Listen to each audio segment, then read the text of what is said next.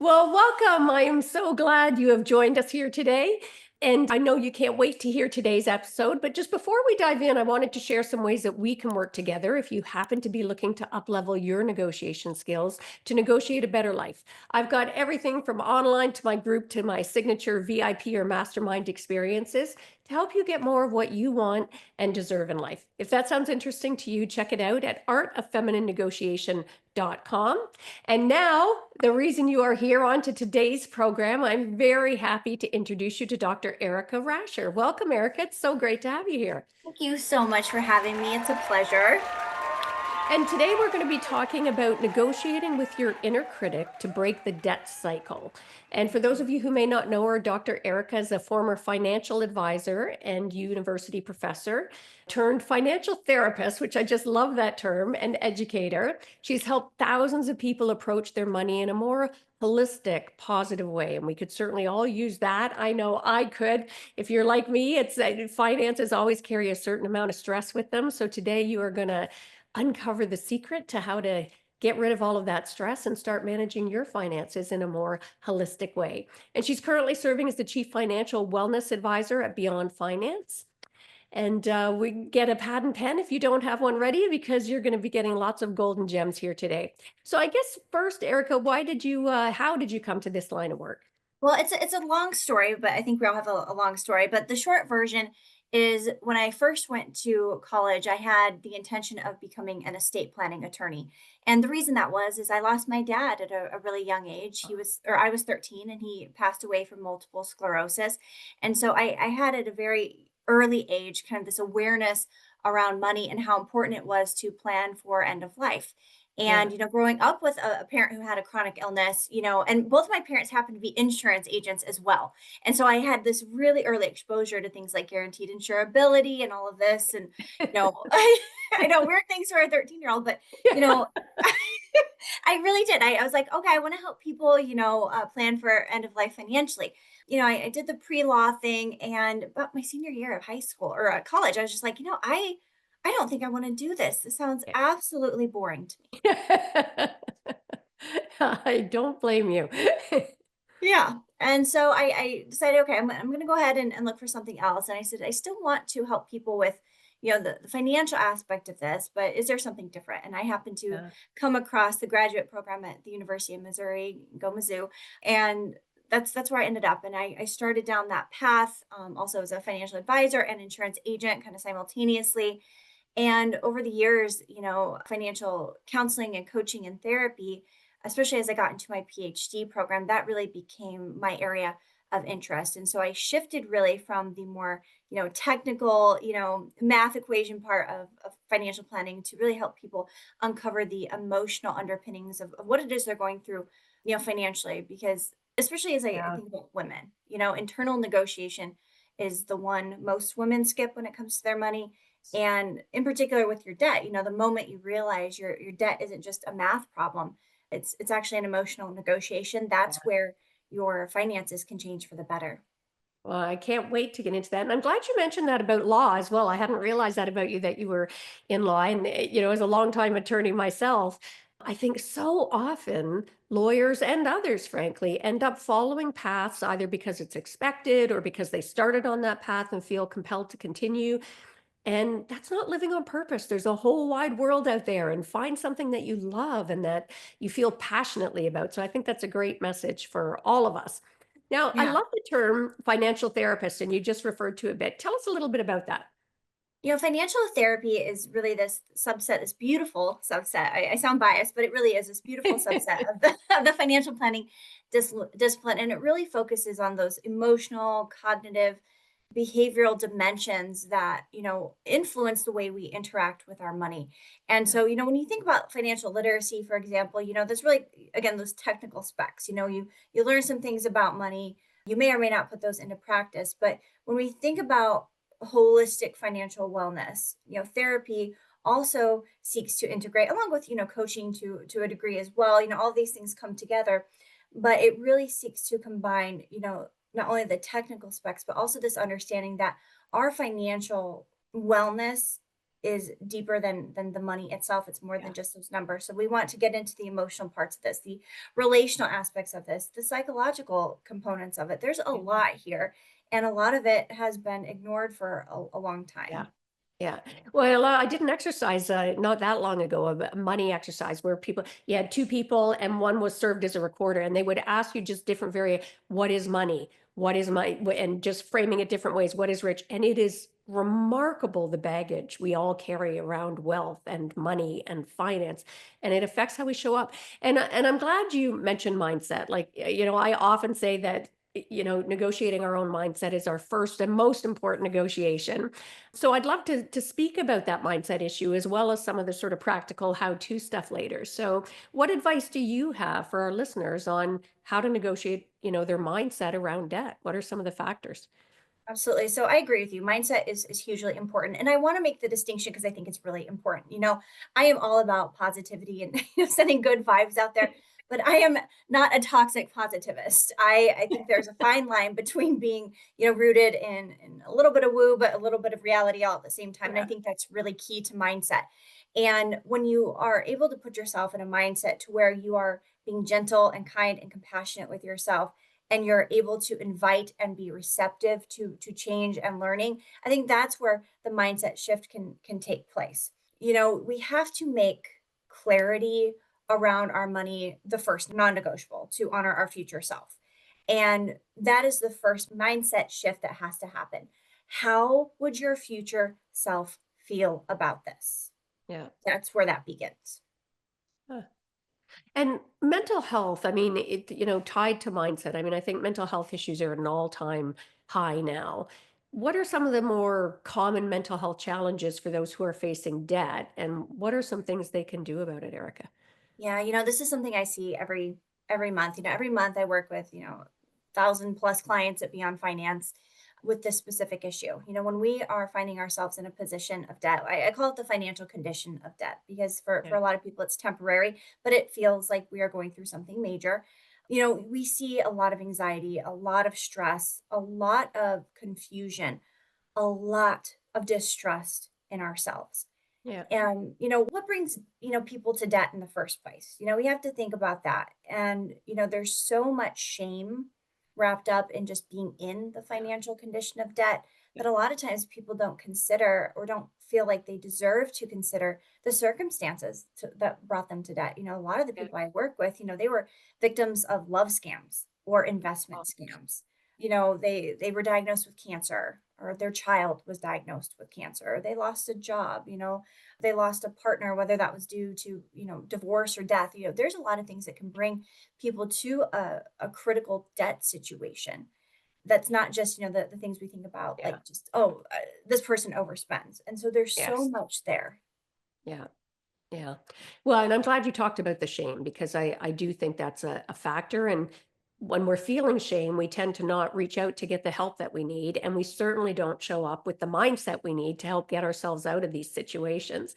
And I want to circle back when you'd said before about that, speaking of mindset again, you said the first step in terms of a mindset shift is the clarity around your finances.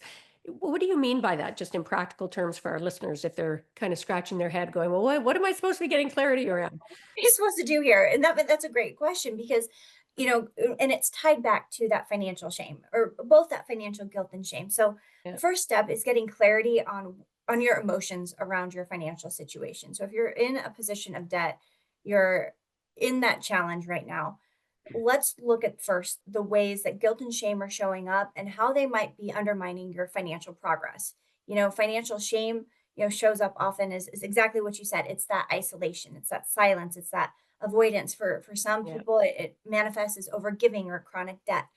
And the difference between financial shame and financial guilt is, financial guilt is, okay, I made a mistake. You know, Yeah.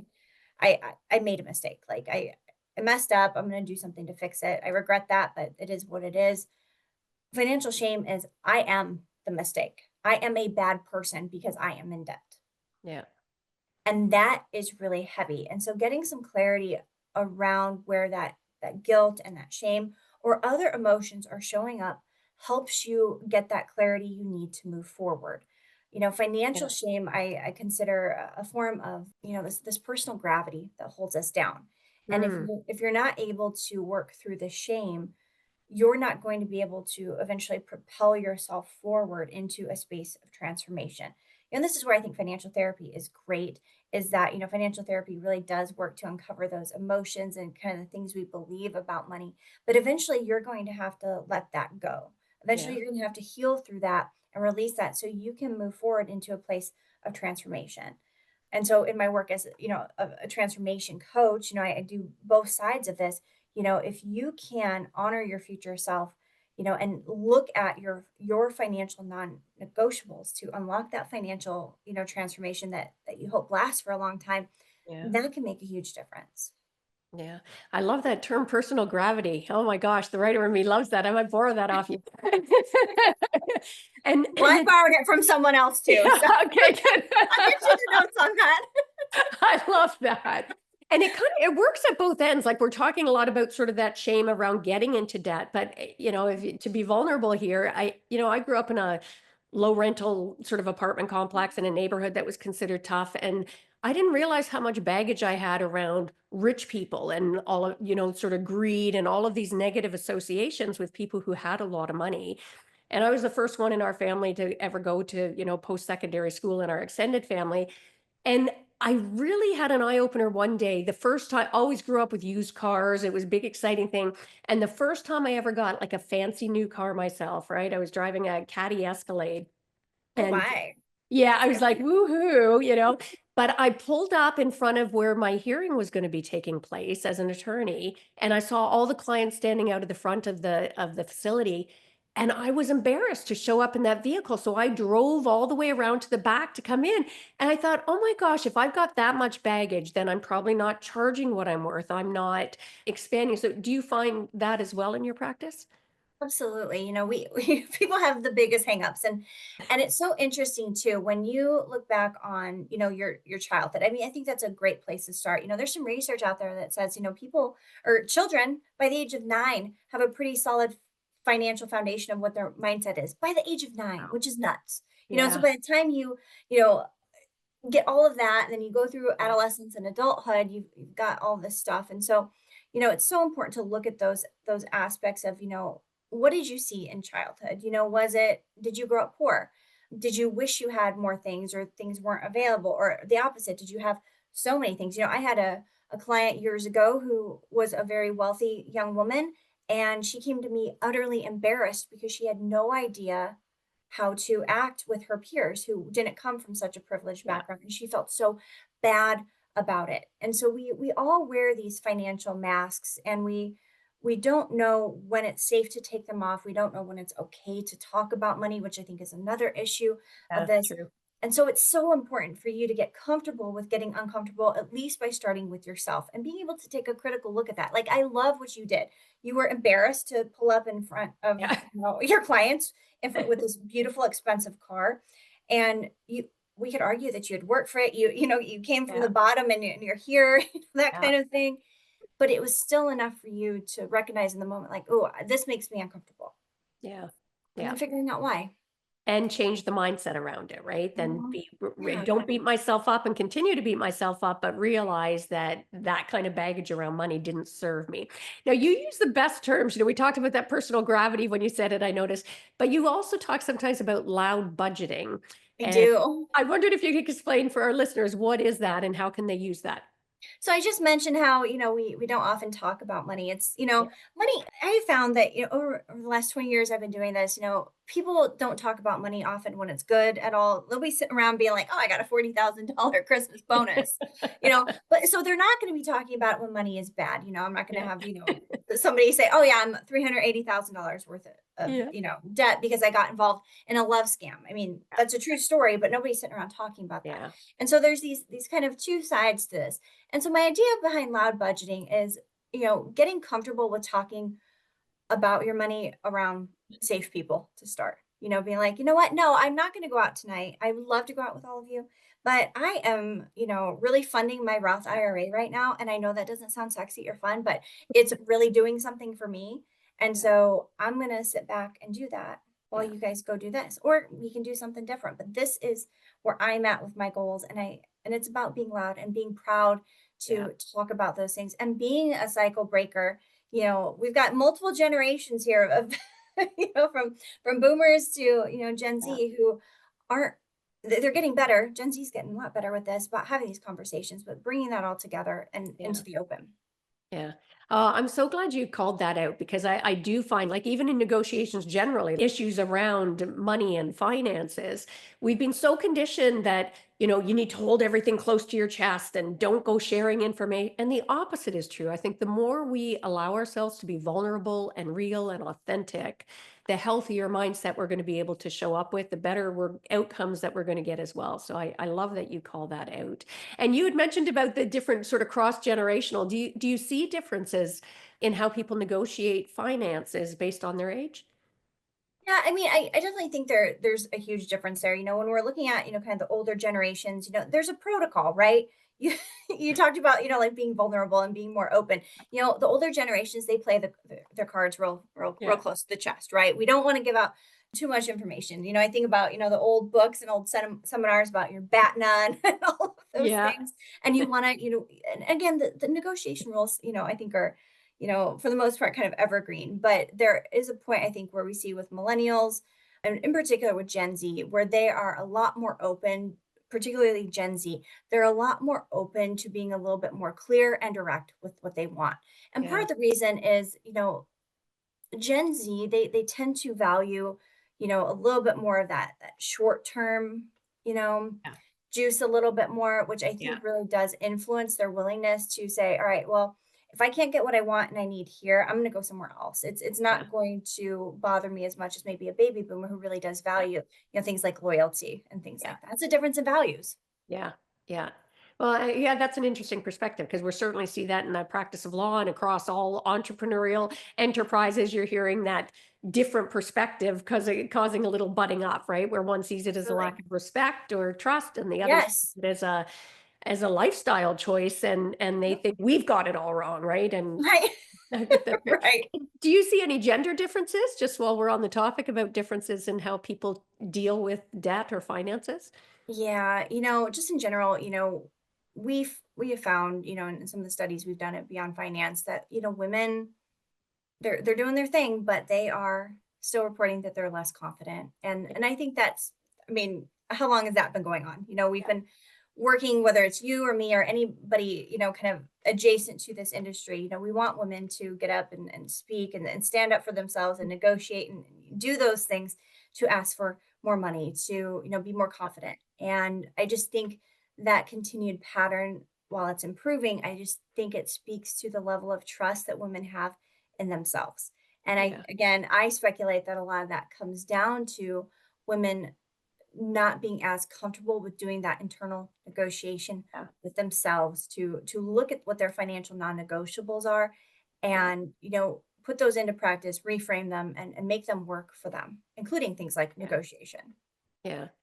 And let's spend a minute on that. And for our listeners, I really want to put a pin in this point because, and again, it's not surprising for the women out there. If you're going, yeah, that's me, don't beat yourself up about it. It's not a surprise. It's not that long ago in human history that women didn't have the right to hold property. Heck, we didn't have the right to vote. So it's not a surprise that we have some ground to cover in terms of feeling that sort of financial confidence. And on the other end, for our listeners as well, whether, male, female, or any of the spaces in between, be aware of differential treatment that maybe you bring to the table as well, because I was stunned with some of the recent studies when Forbes put out about how much less financing goes to women as compared to men, especially if you're talking about sort of for startups and things like that. It was like 2%, some ridiculously low number, and they were applauding that it had gone up by 0.5%, but we were still less than 5% of the financing. So I'm really glad that you called that out as well. And I want our listeners to really put a pin in that as well. And that's huge. We're making progress, and to your point, it might not be a lot of progress, but progress is still being made, right? Yeah. But, for women who are looking to, improve their finances, it's looking at the things you believe and looking at your future self. And again, going back to, some of the points I'm making, if it costs you your financial future in any way, it's just going to be too expensive. Yeah. Okay. And if that looks like, I'm going to say no to spending that disconnects from my values or from my goals, I'm not going to do that. Yeah. I'm going to stop negotiating against myself in this Yeah. process. If Yeah. you are going through the financial condition of debt, treat your debt repayment as emotional and financial healing, not a punishment. This is something I see Nice. all of the time, every week. And, people who are in debt and in a lot of debt, even though they're doing something about it, they put themselves in this debt prison, this Yeah. self-imposed prison, because that's what society has, told us, if you're in debt, you're a bad person. Your Yeah. credit score is a reflection of your value as a person. Yeah. And that's notwithstanding whatever brought them to the financial condition of debt. So often there's many places where we need healing, and it's both emotional and financial. And so being able to reframe these financial non-negotiables, whether you're trying to get financing for your small business or you're trying to negotiate a better contract at work, whatever that looks like, find ways to make your future self proud. Avoidance is expensive. Clarity is free. Mhm. I love that reframing. And sometimes that's all it takes, right? To kickstart something Mhm. is reframing it, looking at it with a different perspective, tell Yeah. ourselves a different story around it. Now, you've mentioned non-negotiables a couple of times, financial non-negotiables, which again, I love. Can you give us some concrete examples or like what would be some examples of what are financial non-negotiables? So, let's say, for example, you are a person who spends money to feel better. There's sometimes people eat their feelings, sometimes Yeah. people spend their feelings. That's Sometimes we're both. I've been both from time to time. true. Um, so, if you notice that that is a pattern, so much of your financial non-negotiables begin with that really, I want to say loving critical eye, Yeah. that internal eye, and just being real with yourself, saying, "Okay, I do this. The reason I can't budget as well as I'd like to, and I was this way. I've had many clients be this way. Why aren't budgeting? Why can't I get a budget that works for me? Yeah. It's because I have these great budgeting plans, but every time I go into the store, I spend to soothe some sort of emotion. And for me personally, it was whether I was angry, happy, sad, it didn't matter what emotion it was. If it was a strong emotion, I wanted to spend money. And sometimes we conflate those things into things like self care, right? So sometimes we spend money to self soothe in under the guise of self care. That's sabotage. And Yeah. so reframing that into, I'm not going to spend money to self soothe anymore under the guise of self care because I deserve financial comfort, not a financial hangover. Yeah. So good. Now, let's say we've gotten ourselves into a pickle with what feels like unmanageable debt, and you've given all kinds of sort of valuable insights already. Do you have any more sort of practical steps our listeners could take to start getting themselves out of debt? Yes. So the first thing I recommend to anybody is to start setting boundaries. And that includes setting boundaries with yourself, but also setting external boundaries. I like to think of boundaries, both internal and external, as guardrails. Yeah. Sometimes people like to think of guardrails as failures. Oh, if I have to set up a guardrail for myself, I'm broken. Or if I, Yeah.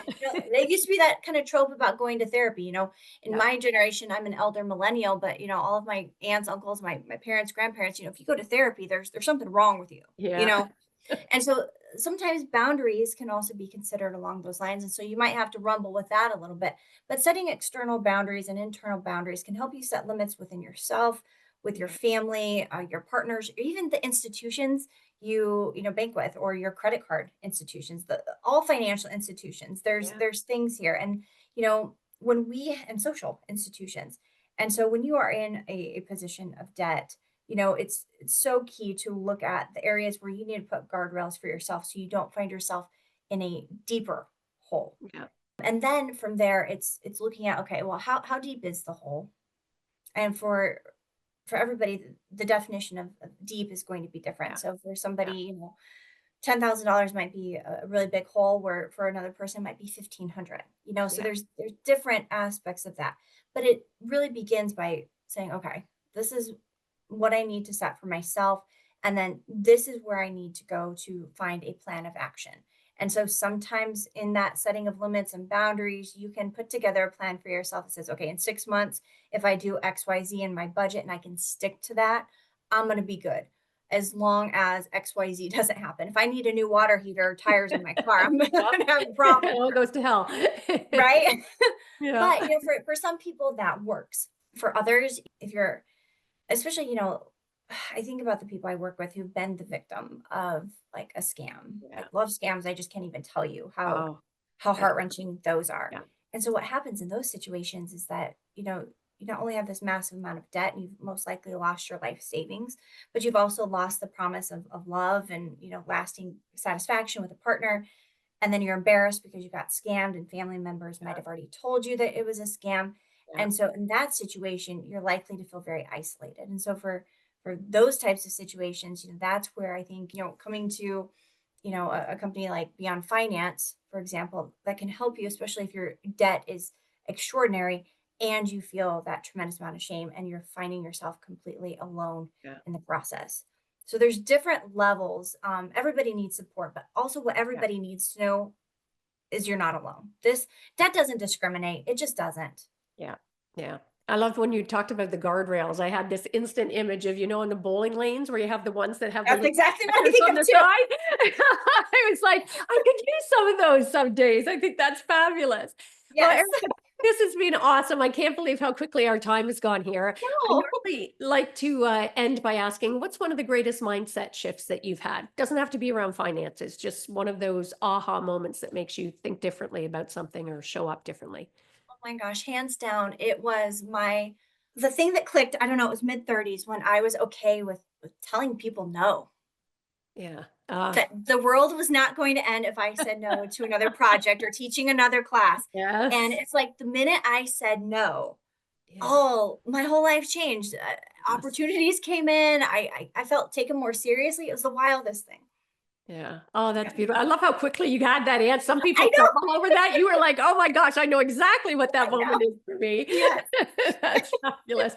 And the beauty of learning to say no. And again, for our listeners, I think it's a great insight because we often don't, and women in particular, I mean, that's not, not exclusively a gender-based thing, but women have been conditioned to put themselves last and to play Yeah. smaller. And what the minute you start saying no, you're able to prioritize those things that you actually would consider the main things in your life. Because I find a lot of people, if you do that vase exercise, we're so busy doing things for everybody else that there's no room left for the things that if somebody asked us, what are your top three priorities? And you listed them, chances are you're spending way less time on those than things that you're doing for everybody else. So thank you, Erica, for sharing that. And thank you for all the insights. This has been absolutely fabulous. Really appreciate having you here today. Thank you so much for having me. And where can people learn about you? Where do you want us to be directing people to follow up if they want to take Sure. advantage of your skill set? If you want to connect with me directly, check me out on LinkedIn. And if you want to learn more about what I do at Beyond Finance, check out beyondfinance.com. Okay, beautiful. And we'll make sure to put that in the show notes. So don't panic if you didn't catch it. And do make sure to check out, there are all kinds of resources out there. And, when we get past our worry about asking for help, things can really move and shake up and allow you to live into your fullest life. So I have no doubt you got tons of value from this episode. Make sure to subscribe if you haven't done that. And be sure to share this episode with people in your life. I was going to say people you think can benefit from this, but no, I'm going to challenge all of you. We need to start having the dialogue, as Dr. Erica was saying, about money. Quit making it a taboo subject. So share this with people in your life and give them the gift of sharing something that's going to help enhance their quality of life as well. And that is a wrap for this episode. So until next time, go forth and negotiate your best life on your terms so you can stop missing out and start getting more of what you want and deserve from the boardroom to the bedroom. Until next time, take care.